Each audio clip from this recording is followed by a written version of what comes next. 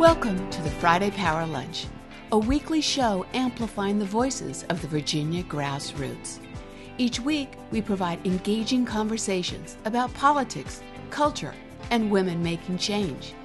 Produced by the unstoppable women of Network Nova, our motto is, when we vote, we win. The Friday Power Lunch is recorded before a live Zoom audience. Follow us on social media. Subscribe to our YouTube channel and show us some love and become a sponsor through Patreon.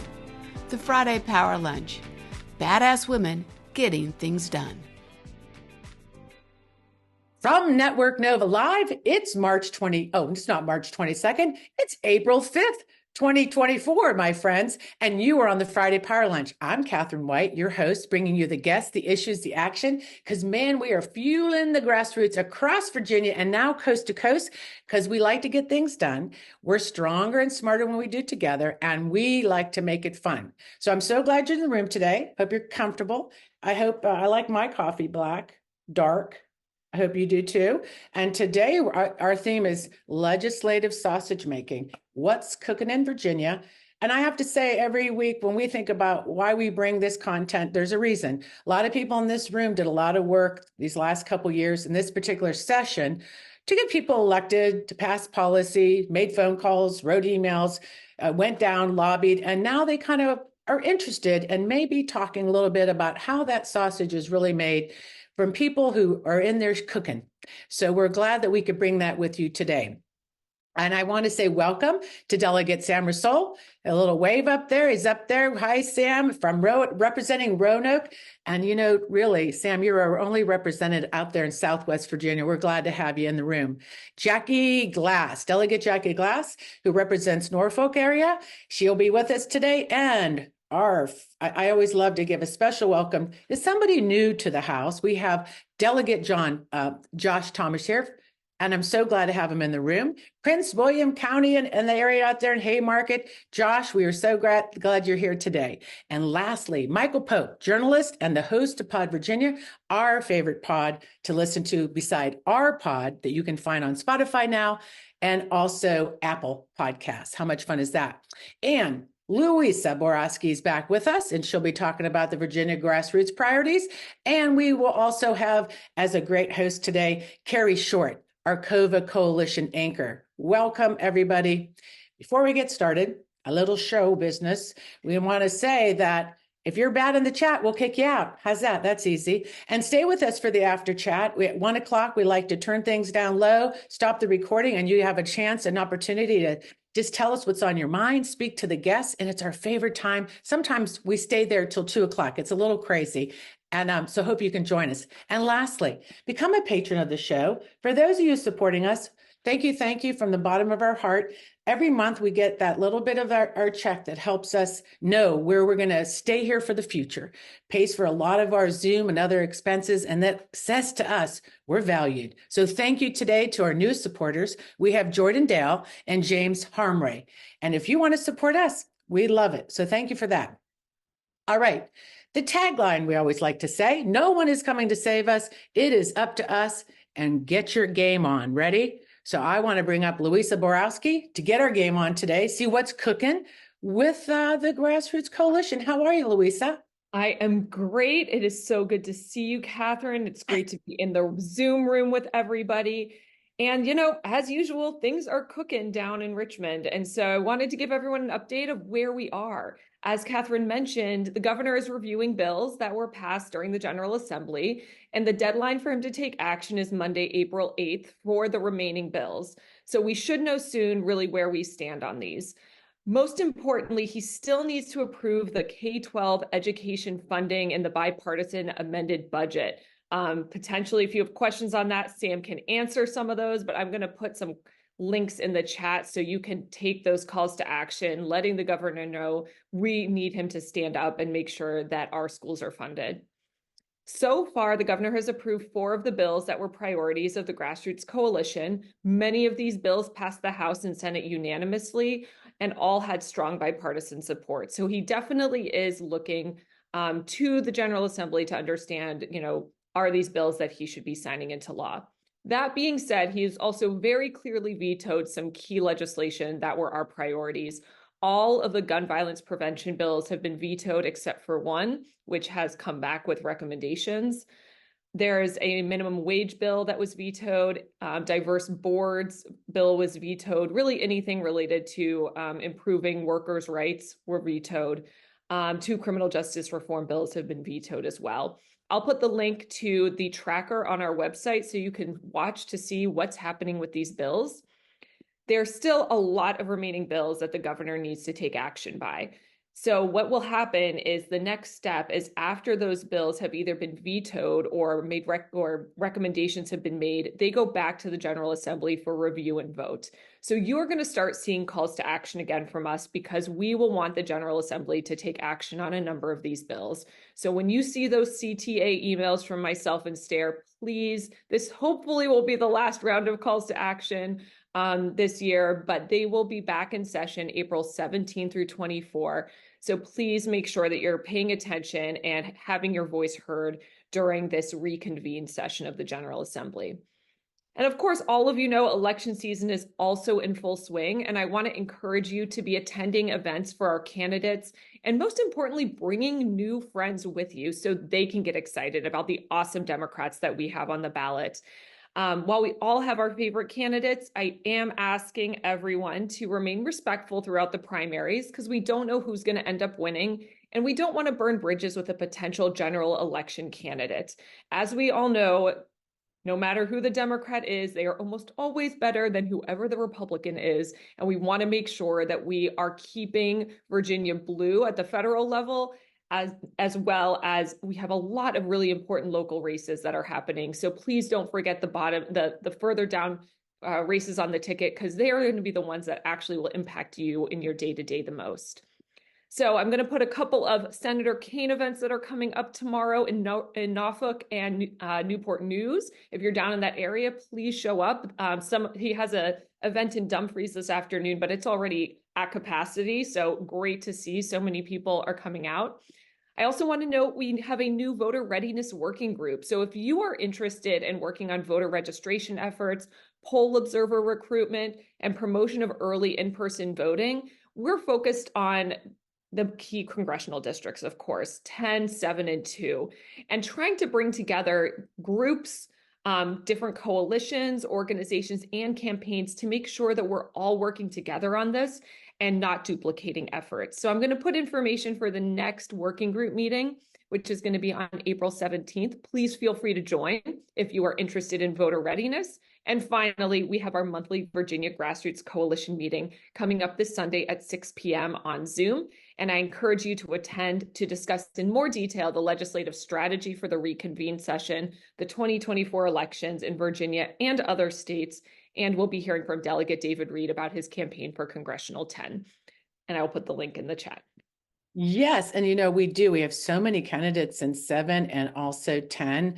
And I'm so glad you said that, because I agree with you. We have to make sure we win those seats and do everything we can. So good reminder.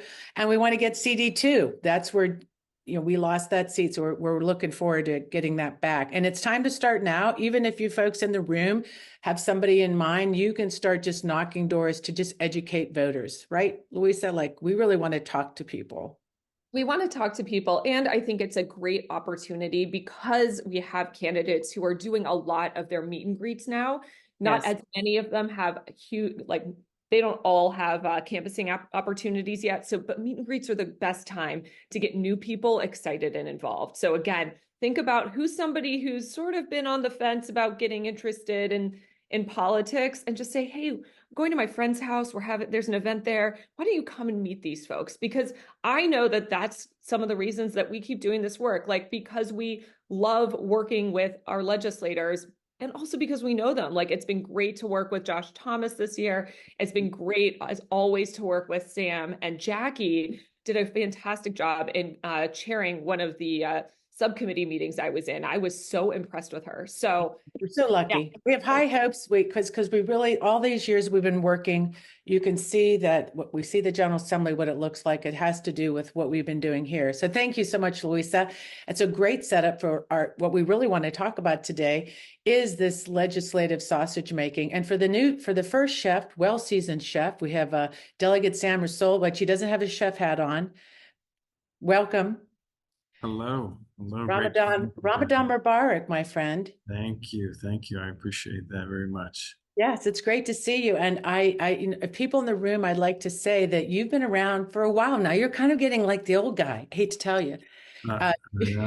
You ran for office in 2008, and that was when you ran for Congressional District 6. So you know what it's like to run for office, and then you did become a delegate in 2014, and now you're even enough of a big shot to get a committee to head up the Committee on Education. So I just wanted to say congratulations on that.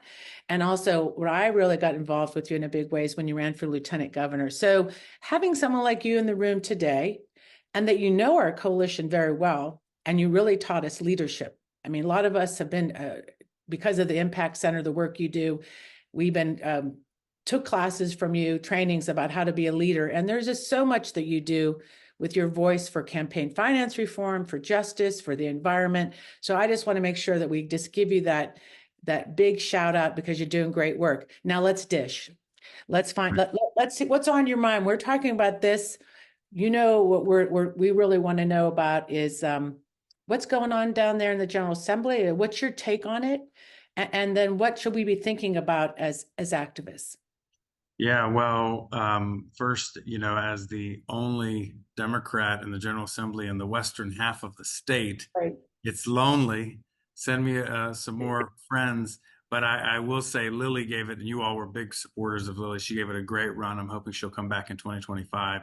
She is a phenomenal candidate and lost by 183 votes. So that is going to be clearly our top pickup target for sure. Number two, elections matter. We're 51-49, but it's certainly more fun being in the majority and being chair of the Education Committee. I want to thank one person in particular on this call who's not even on the committee, who is Delegate Josh Thomas, because he's number 51. So I need you all to make sure you're doing everything you can to support Josh Thomas. And he has been a breath of fresh air, a great addition in so many ways. So we're excited about being in the majority, and it's clear that these elections have consequences. Yeah, could I like little history trip here? I mean, we've only been in it since 17, but we won back the majority, for 2 years. Then now we're back with a loss. Now we're back with divided government, but we won both, the General Assembly on both sides. So what is that like when you think about your long time at this? With the legislative process. I mean, I feel like we've made a lot of headway, but there's also been some disappointments. Could you just talk about a little bit in this session, sort of what you've been seeing happening, how we've been working together down there to get these bills out of committee, and why maybe some bills don't make it out? Yeah, so there's two parts of the conversation at least. One is the Democrat and Republican piece. When I first came in, we were at 32 of 100. I was like, maybe one day we'll get to the 40s. And then we because of you all, we got to the 50s, we got into the majority, and certainly it's been fun. But, some of the dynamics, as was mentioned, like campaign finance reform, some of the other bills, we've struggled. Virginia tends to be a little C conservative state, in the sense that we're just slow to make some changes. There are certainly a lot of forces at play.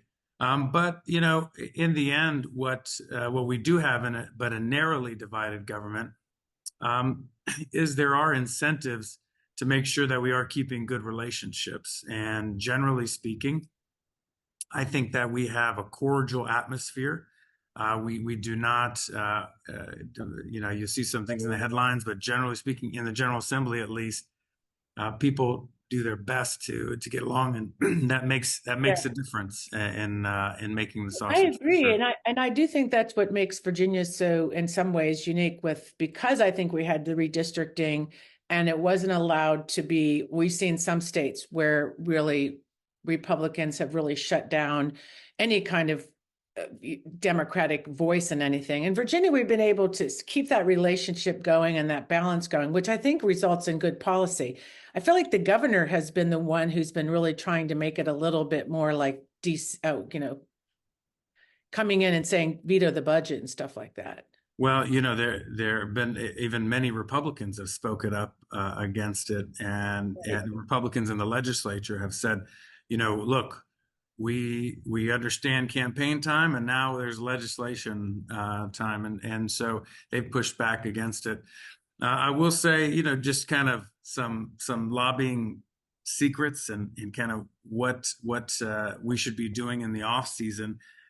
Clearly, right now we're focused on the veto session, but as you all start thinking about the 2025 session, some important things to keep in mind are really the fall is where it's at. You really have to start educating legislators in the fall, building those relationships.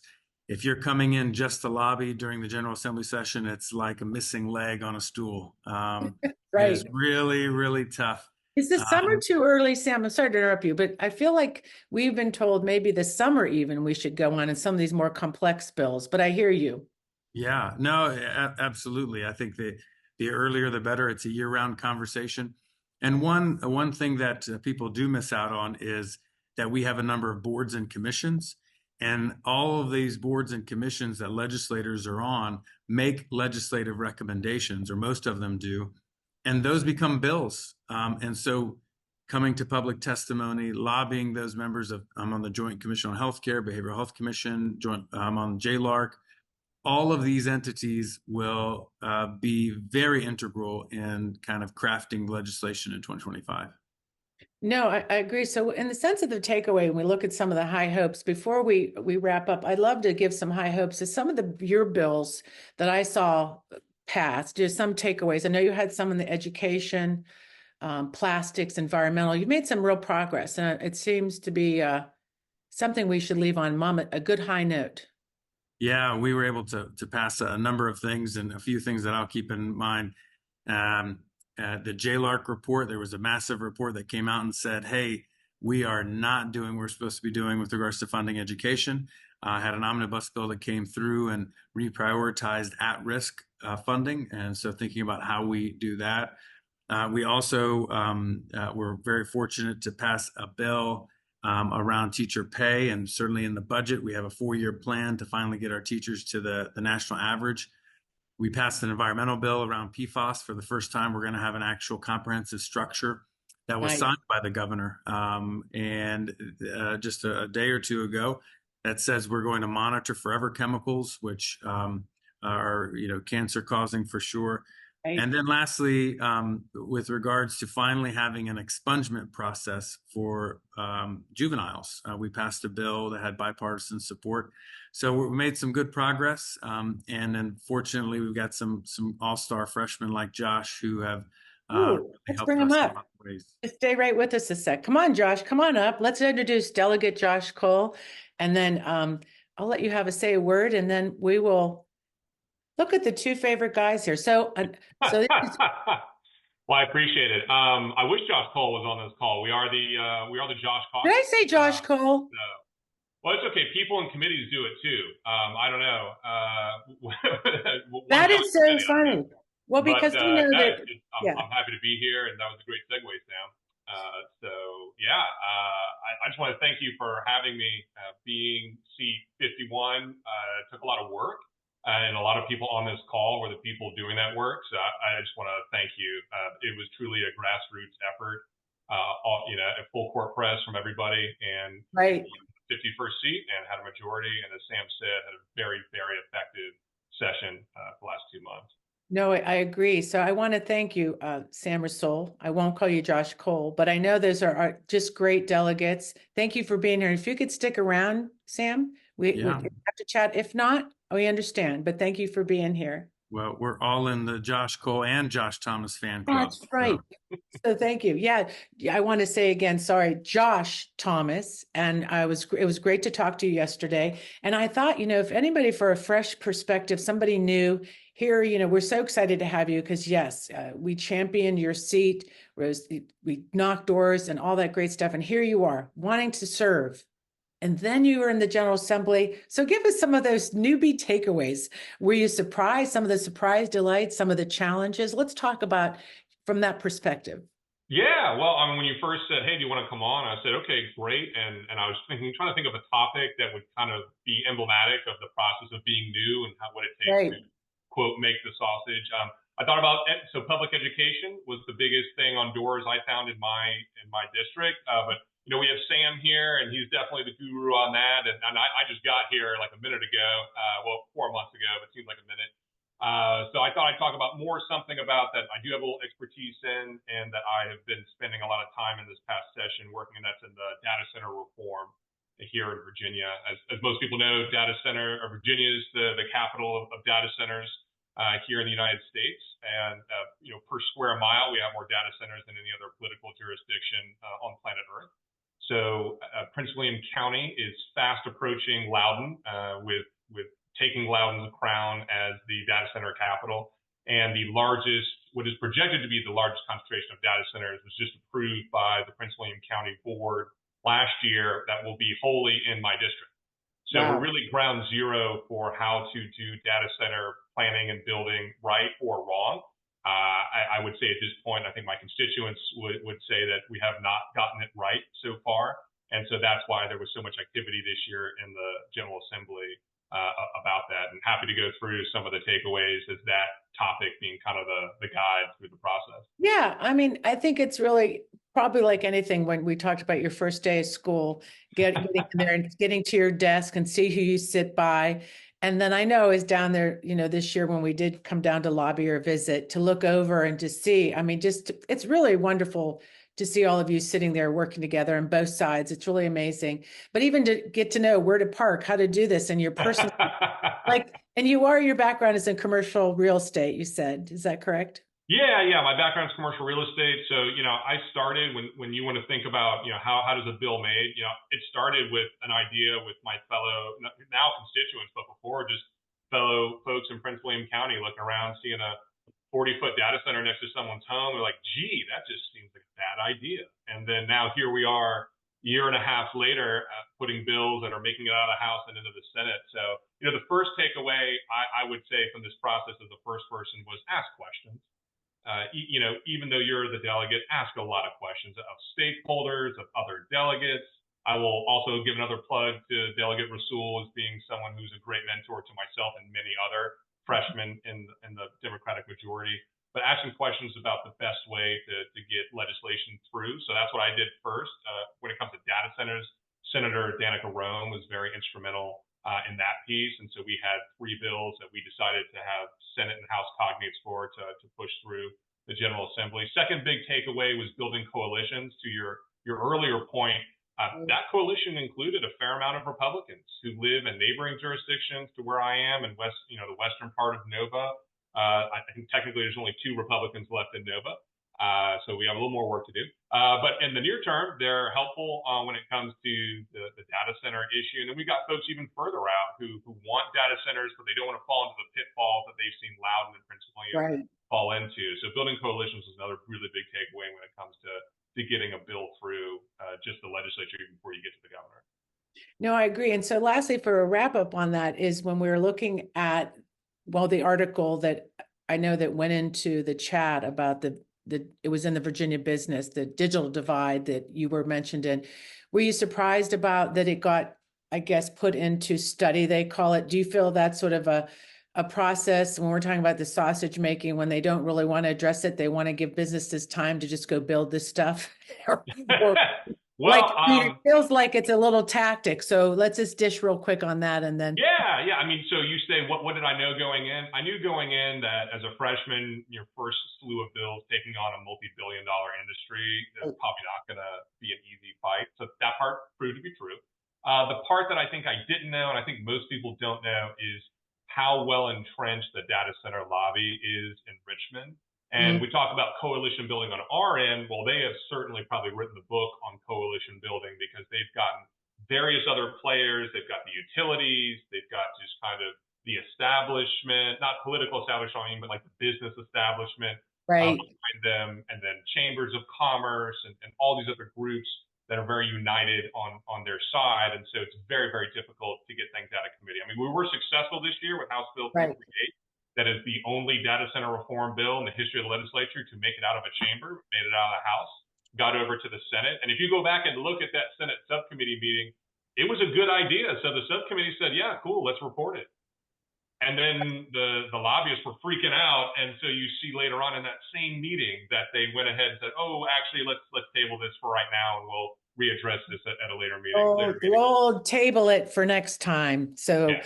No, it's really great. And what my takeaway on this is really that coalition building. And I know that Sam Rasoul's always taught us about how the lobbies down there do kind of circle that General Assembly. So it is really up to us as citizens. And I'm glad we'll have Carrie Short's going to bring on Michael Pope. And then we'll also have Delegate Jackie Glass talk about really what we can do as citizens. So thank you, Delegate Josh Thomas.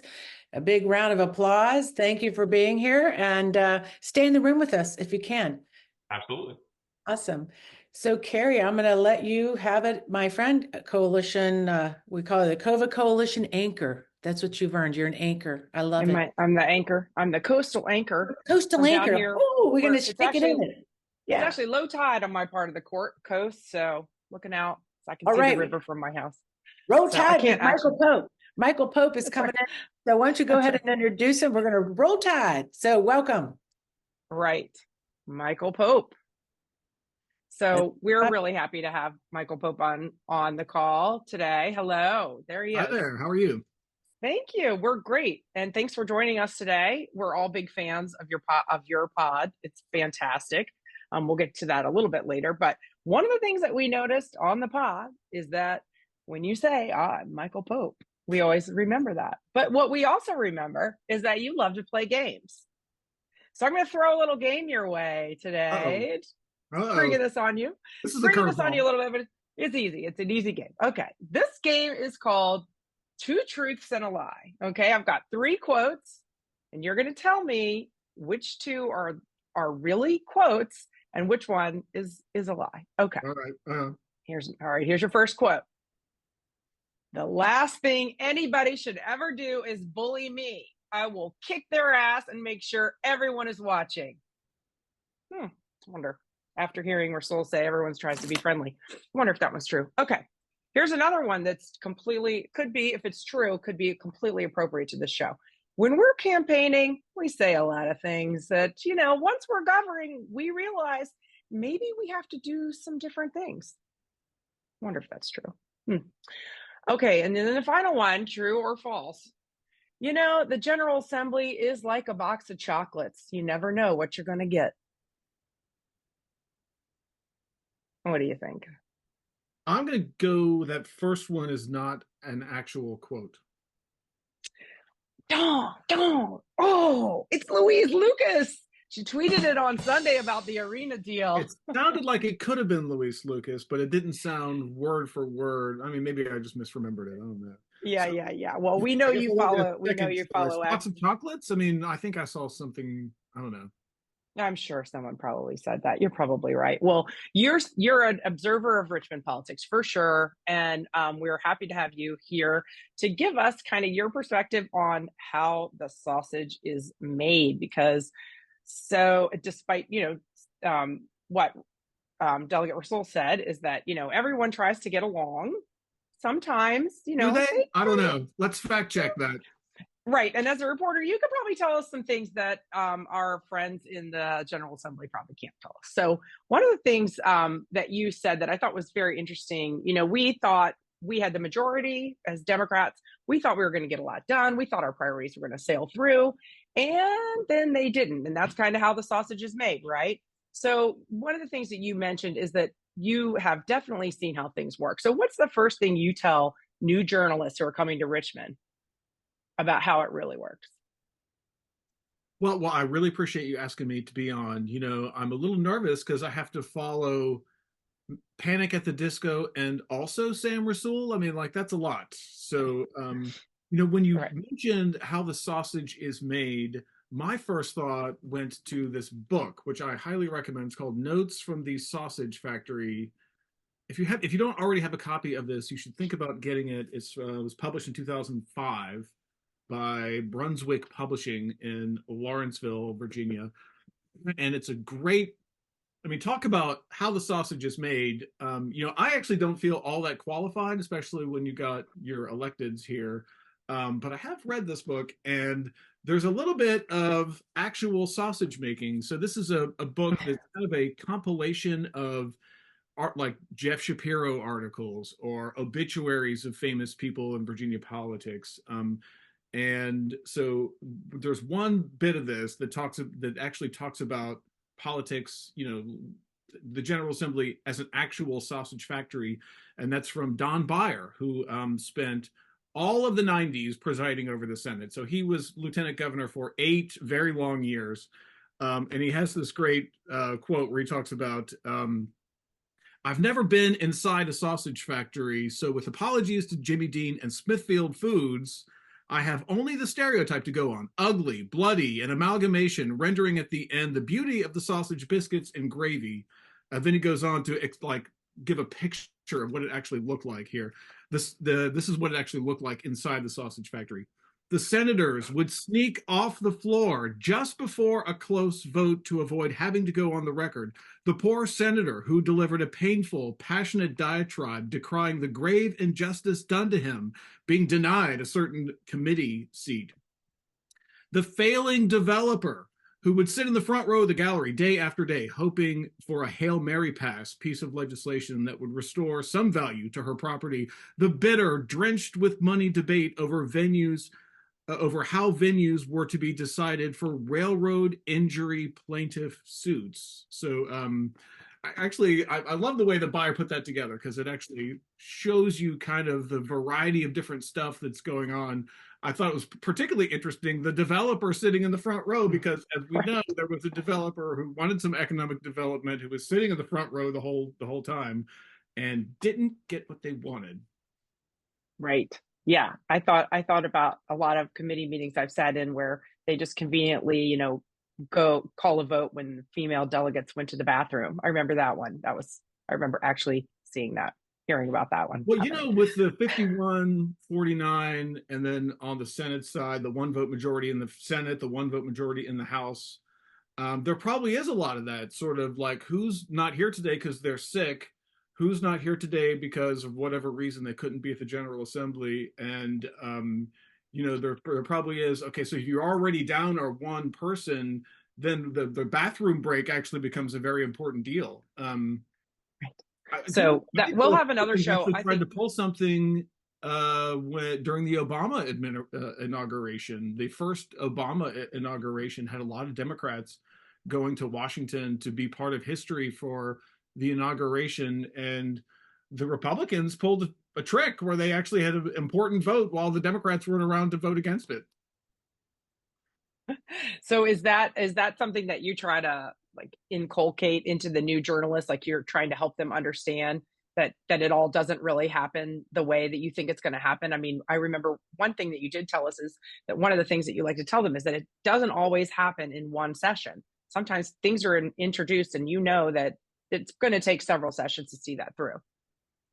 Yeah, I mean, I guess the one thing that I always try to instill in new journalists who show up is that nothing is ever as final as it seems. Like you think something has come to a resolution and then something totally changes. And, you know, you want to be careful. I mean, as a journalist, when you word things to make sure that you have language in there that couches it against like this has actually happened or this is over with, or, you know, because there's always another bite at the apple. I mean, we're still waiting for the reconvene session, right? I mean, we don't even have all the governor's decisions on what he did in the General Assembly session.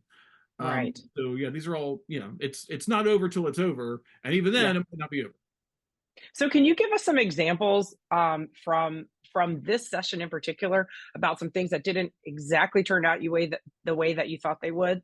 We talked a little bit about the campaign finance reform legislation, and you told a really good story about that one. Yeah, well, obviously there are members of the General Assembly who would love to see campaign finance reform, and I know people on this call, it's an issue that's important to a lot of people. And one of the members that I spoke with, who's very much in favor of campaign finance reform, said there's a problem with this because you're asking people who just recently got elected on this system to abandon the system and blow it up. And for obvious reasons, they would be reluctant. This is the system that got them there, right? Right. So you're asking them to abandon that and move to something that they don't know, and move to uncertainty. So the uncertainty might get them unelected. So yeah, that's a big obstacle, not insurmountable obstacle though, because I remember all the reforms that happened after the Bob McDonnell trial. And, the former governor was convicted by a federal jury for taking a bunch of gifts and exchanging official actions as a result of like a shopping trip that his wife went on to luxury items in New York City. And there was a ride in the fancy car and, right. So kind of tracking where that money goes. We all know where the money comes from, thanks to VPAP and thanks to journalists like you. We know where the money comes from, but we don't always know where the money goes. So it's a shame that this is actually a personal bugaboo of mine. Yeah. So there's a lot of talk in Virginia about, we got all this transparency, but do we really though? We have transparency on where the money's coming from. I think there's a lot of good data about that. We've got not really great data about where it goes, because a lot of times if you look at these campaign finance documents, if you look at how they spend money, how candidates spend money, they'll often put as a line item credit card, right? So we don't know what they did with that credit card. We don't know if they went on a shopping trip to Manhattan. We don't know if they bought a Lexus for their daughter. We don't know if they paid the college tuition for their nephew. Right. And they are legally required to submit documents, but nobody reads those documents to ensure that they've answered the question, right? So you and I might read them, but we're not mandated by the state to do that. So nobody is receiving the documents and checking to make sure that they've answered the question and then sending it back to them if they haven't. Nobody is doing that because that's not how our system works. It's really surprising. And so one of the other things that we were watching was the junk fees bill. So it had bipartisan support. You said Pekarsky did a great job of pulling people together, making sure she did all her homework. And then it just got killed at the last minute. What's going on there? Wow, what's going on there? That's some heavy corporate lobbying that happened in the very last minute. So yeah, Senator Pekarsky worked with a bunch of groups to get them to not oppose it. So they ended up being a lot of the industries that would have been hit by the junk fee bills. For example, the airline industry. Pekarsky actually works in the airline industry. So she was able to get them to be neutral on the issue. And a lot of the other industries, Pekarsky worked with them. At the end, it fell apart because there was the high-tech businesses like Uber Eats and DoorDash and those sorts of things. They sort of pushed back on it. But there was some heavy corporate lobbying that happened right at the end, and it happened in the least transparent part of the whole process, which is the conference committee, which I like to refer to as the secret closed-door conference committee that's not open to the public. It's not open to you. It's not open to me. It's not open to the press. It all happens behind closed doors in smoke-filled rooms, and that's how these corporate lobbyists kill the junk fees bill. Watching that happen, it was just very, very sudden from what my observations. Since you're talking about backroom dealings, of course, we have to talk about the arena deal, and you did such an amazing job with our friend Lauren Burke on covering this in the pod, which was under Cocktails to Go. For everyone looking for it, it's under that one. But in it they talk about the arena, and you did a great job covering all the backroom dealings on that. Not very transparent, right? That was not very transparent. What What is the most surprising thing you learned, not just from that deal, but also watching some other legislation kind of fall apart, implode? Well, I tell you, so one of the things I wanted to make sure that I talked to your audience about was something that a senator told me this year right at the tail end of the session that was really thought-provoking, and it was about strategy. So this is a senior Democrat, and he says a lot of new people, when they first arrive, they've got this bill that they want to accomplish, and they ran on this bill. It's really important to them. They feel it, like this is their thing. They want to accomplish it. He said, so this is counterintuitive. He said, if you really care about a bill, you should not be carrying it. You should have somebody else carrying it, and you should help them and follow and lobby, in favor of it and work the whole process, but not have your name on it. Which is counterintuitive because, Right. in fact, I said to the senator, I'm sure the reaction to that is, well, I ran on this. I want to do this. I told all my voters I would be doing this. And he said, well, if you really care about getting it done, and that's your actual goal, rather than having your name on it, you're probably not the best person to carry it anyway. I mean, you just got there, for crying out loud. If you've got a bill on education, you want Sam Rasoul to introduce it, right? Like you newbie person at number 51 ranking are way less likely to get it accomplished than the chairman of the committee that oversees it. Well, that's got to hurt. You work so hard to get there, and then you really do want to pay back the people who got you there. Of course, everyone on this call thinks it's the grassroots, so we deserve, throw us a bone. I mean, we did go door to door on this issue for you to get you elected. So yeah, I think it's disappointing on both sides that because we all want to go make a difference in policy. That's why we're doing it. But if you really want to make a difference and you really wanted to accomplish it, the best strategy would be to have the person introduce it who has the most likelihood of actually getting it done, and odds are you're not that person. Right. That's definitely part of how to play the game. I didn't actually talk to the senator about this, but I would imagine there probably are ways to spin that, right? So like there's the whole people always focus on the patron of the bill or the individual, but you can co-patron a bill. You can put your name on it. You can say, I worked with Senator so-and-so, who's the chairman of the committee, and we got it done together. And I bet there probably are ways to actually campaign on that sort of stuff as well. Right. Yeah. And bringing it up. So we don't lose hope, because we all have high hopes, right? So we don't lose hope.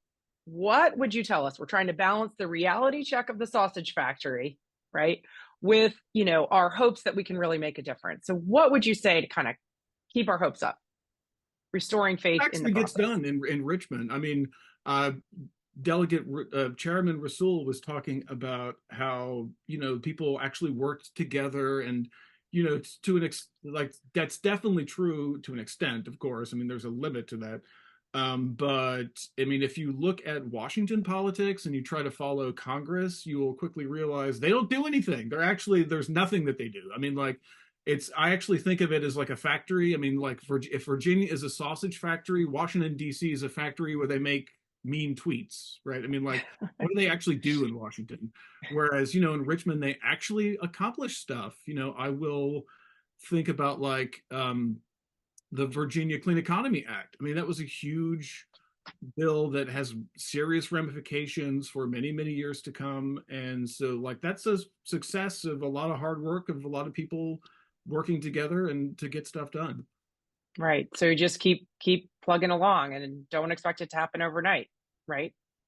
It'll happen. So year after year after, I mean, a lot of the big stuff that happens, it's not the first time that it's been introduced. And, just because they make something into a study or just because they table something doesn't mean it's dead. Like if you want to close all the car title lending places in Virginia, odds are the first year you introduce the bill, it's not going to work, right?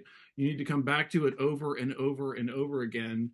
And then finally, the bill is introduced that closes the CarMax in your neighborhood. I mean, so like that didn't happen in 1 year. It happened in, year after year after year after year. And then finally it happens. Right. Well, thank you. And thanks for that perspective. And thanks. I hope you're going to stick around for the after chat if you can. I sure will. That is Michael Pope here to share with us his perspective, having observed the General Assembly for a long time. And we are definitely benefiting from your coverage of it. So thank you for that. Thank you. And speaking of getting some things done. We got a certified doer. Jackie Glass, Delegate Jackie Glass is here with us. How are you doing? I am well. How are you? Good. Your audio is a little tough on us, so I'm just letting you know. So you finally got out of that transportation meeting, so thank you so much for making time to join us, and it's a busy day for you. So we were just talking about getting some bills. I know we started off kind of with that Schoolhouse Rock video. I'm just a bill, little mashup, and it makes it seem so simple, but we know there's speed bumps along the way when that bill's trying to get up to Capitol Hill. So you are trying to educate people about that process. Delegate Rasoul just said, that one of the key takeaways is not to wait until it's lobby season, to actually get started early. And you started a summer school for certified doers. Can you tell us a little bit about that? Yeah, absolutely. Is my audio better on you? Because I'm by the pool, so if it's not great, then maybe you can just turn off your video for us, I guess, if we can hear you a little better, and we'll give that a try. It's better now? Yes, it is better, but we can't see your beautiful face. It's okay. I'll put back on. But yeah, I started the summer school for certified doers the first year I got elected, because I felt like a sense of responsibility from what I learned in the legislature to manage people's expectations, right? And to help them it was a selfish thing, honestly. It was to help the people that I know really cared about the things that I had heard over the years be better advocates for the thing that they wanted most. And so it's a 4-hour course. We do in 1-hour segments of just, here's the process 101. Here's how you lobby. Here's the origins of it. Because a lot of times I think people come to this work thinking lobby is a dirty word. And it's something I think my children do to me all the daggum time. They lobby me hard. So just giving people, I think, shifting mindsets about politics, because I think that word became dirty, and lobbying, and then how they can actually be a part of meaningful change. And so Summer School for Certified Doers is for anyone who believes in our mission of envisioning a Commonwealth.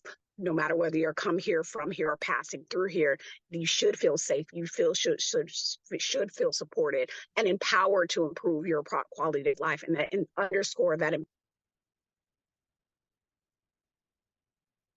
All right. So one of the things that lobbyists do, I mean, you say that it's become a pejorative term, but really they also help educate the members of the General Assembly about the issues, because as you had said before, you can't keep up with everything. You can't track every issue. You can't be an expert on everything. It is important for citizens to take that up. And we talked about this 2 weeks ago in our show about tidal flooding, coastal flooding, and we were encouraged to become experts in the issues. So is that a part of the Summer School for Certified Doers, encouraging people to become experts? Yeah, this is the thing that happens, is I think we get this sort of, especially in our world, is there's a level of perfectionism that we expect out of each other on the issues. So if you're talking about then that means you're not. What if you're not doing stuff on crime? And if you're talking about crime, then what about reproductive rights? And so the goal here, or Summer School, is to really help people hone in on that piece. We are all PhDs, some way, shape, or form in something. Yeah. On all the things. I mean, you're an expert on this little speck of information, and that brilliant is important. Yeah. You understand that just because you have right doesn't mean you're not doing it. Yeah. So Delegate Glass, we're having a real tough time with your audio, so we're going to cut it short and invite you back because it's really difficult to hear. But I did want to just share one. Yeah, go ahead. I'm so sad. I just want to tell the audience, if you're listening, if you're in the audience or on the Spotify with us, the Jackie Glass that's the one thing about the Zoom stuff, right? You sometimes it's all about connection. It's all about connection.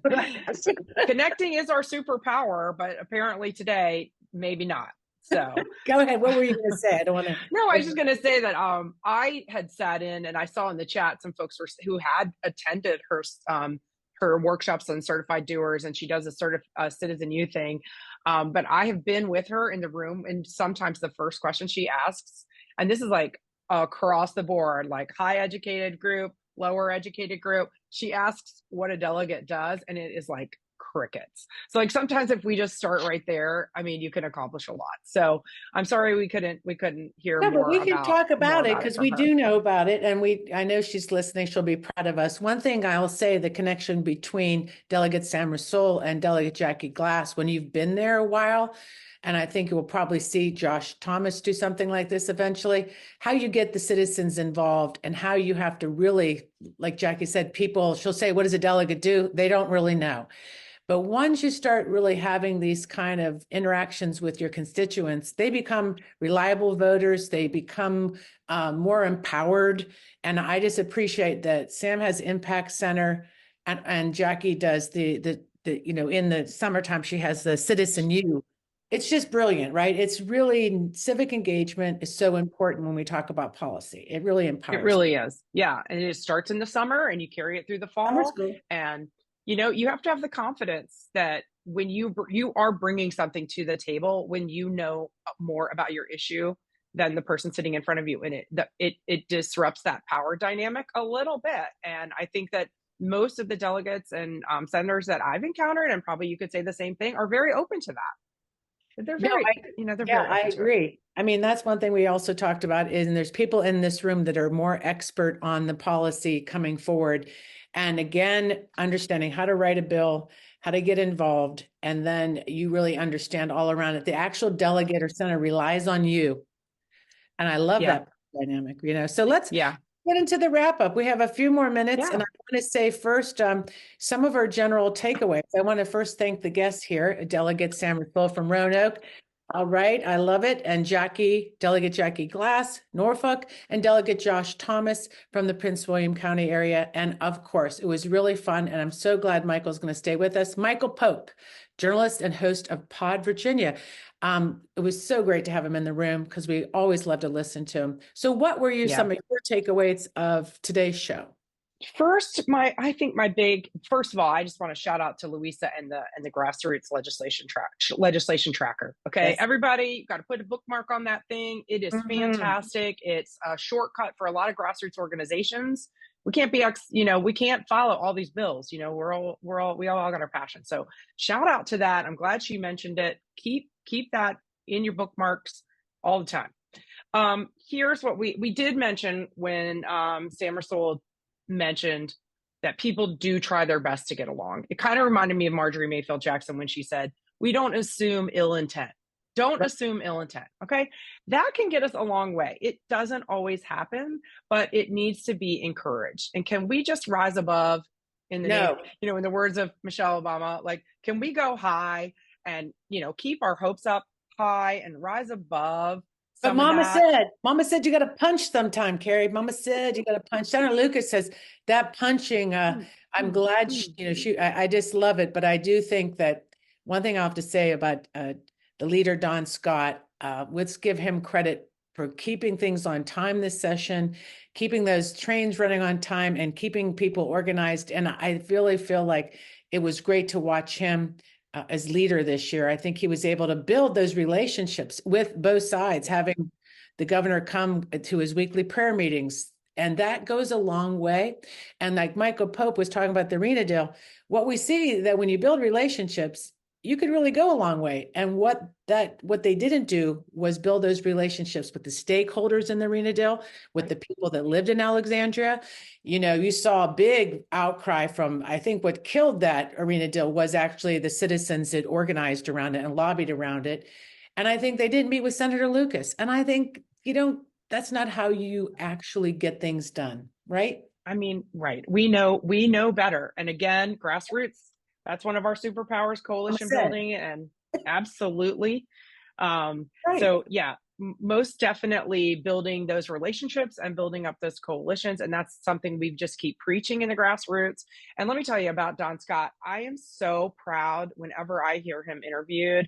And it makes me so proud after cringing sometimes in the previous sessions, and to hear him, I am so proud. I love what he brings to that role. And of course, he's from coastal Virginia. Woo woo. And so he makes me so proud. Right. I think there's that, he he definitely walks that line. If you don't want to cross him either. I mean, I think there's always that he keeps the tight ship. He expects you to do your homework, and he doesn't like that messing around. So I love that too. I want to say that one thing that Michael Pope said that really rang true to me. It was politics as a strategy. Really as a strategy, I think somebody like Josh Thomas knew this, and, being young, looking for other people, being new, like Sam Rasoul, to understand, to go to that person to talk about a bill, but also knowing if you really want your bill to succeed, go have somebody else carry it. And we saw this year, actually, a lot of bills that were carried by new folks. And then there was, I think that's why some of them didn't make it over the line. I think it really is something to be said, to use that as a strategy. It makes sense to me. I think that's pretty smart. So thank you, Michael Pope, for that insight. And there's another bite of the apple. We're going to see a lot of bites this next couple days. I think that when Delegate Rasoul said, we made some progress, you hear them say that, well, we made some progress. And your initial reaction is, well, I wanted you to solve it. I want you to make progress. But I think it does help us change our perspective a little bit. That making progress is a big deal. As Michael Pope said, things are getting done. We are making progress. Let's change our perspective a little bit. Accept some of the sausage. Just realize that that's just the way. I love sausage. If it's spicy sausage, it's really good. And it's too much fun. So I want to say that next week, I hope you tune in. April 12th, we'll have the special badass birthday show. And we'll wonder who that is. I don't know. There's a couple of us Aries uniting on that day, but we will obviously have a lot of fun. Some surprise guests that we'll have. We know that Gene Rossi is coming. He's a friend, pundit, a lawyer. Talk about some of those Trump cases. Nick Knudsen of Demcast will be here. Deepak Puri of Dems Lab. We'll do a little tech show and tell with Deepak. How much fun is that? Right. So I hope you guys tune in next week, and remember that follow us on social media, and you can also listen to now our podcast on Apple and Spotify, and support the show. Come on. Can I have a point of personal privilege? I guess so. Go right ahead. I want to recognize Elizabeth Ocamp, who is on the call. She just messaged. Not only is she a new Patreon, our newest Patreon, woo woo, she is a member of COVA Coalition. Yes, she is. And also a graduate of the Summer School for Certified Doers. I just want to. I'm only a Bill. I'm just a little Bill. All right. I love it. Thank you. Thank you. And to Jordan Dell and James Hamry, who also joined to be part of the Patreon family. You get the great backgrounds. You get some special inside stuff. Sometimes we love you. Thank you. Thank you. And thank you for the team that puts this show, works really hard together all week long. And what our favorite time we hope you stick around for is the after chat. And let's roll credits. And thank you to everybody being here. Let's roll.